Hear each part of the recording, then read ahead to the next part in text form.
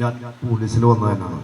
എൻ്റെ bread and butter എന്ന് പറഞ്ഞ പോലീസാണ്. ഞാൻ 86-ൽ കയറി, 86-87 കയറിയിട്ട് പിന്നെ ഒരു 91-ൽ പോയി, പിന്നെ 92-ൽ വന്നു, പിന്നെ പോയൊരു 16 വർഷം കഴിഞ്ഞിട്ടാണ് വന്ന് ജോയിൻ ചെയ്തത്. അപ്പം അതിൻ്റെ ഒരു ഗ്യാപ്പുണ്ട്.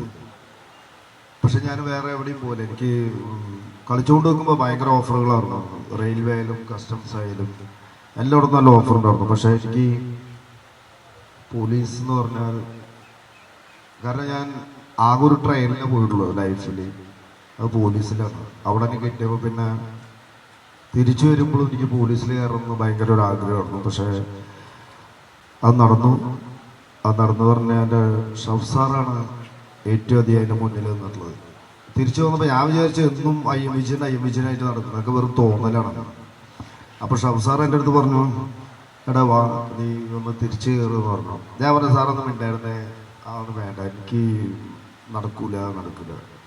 പക്ഷെ എന്നിട്ട് എൻ്റെ വൈഫിനോട് പറഞ്ഞു, സാറ് പറഞ്ഞു അവനെ പോലീസിൽ കയറാൻ പറയുമെന്ന് പറഞ്ഞു. അപ്പോൾ ഞാൻ പറഞ്ഞാൽ ഓക്കെ. എന്നിട്ട് 2011 ഞാൻ തിരിച്ചു കയറണം. അപ്പം എൻ്റെ അടുത്ത് കൊടിയേരി സാർ പറഞ്ഞു. കൊടിയേരി സാറ് ചോദിച്ചു, വിജയൻ നീ പോലീസ് പേടിച്ചിട്ടാണോ പോയതെന്ന് ചോദിച്ചാൽ ഞാൻ പറഞ്ഞു, സാർ അതല്ല. കാരണം എനിക്ക് ബോധമില്ല, ഇപ്പോഴും ബോധമില്ലാത്തപ്പോൾ ഞാൻ പോലീസിൽ കയറിയിട്ടുള്ളതാണ്.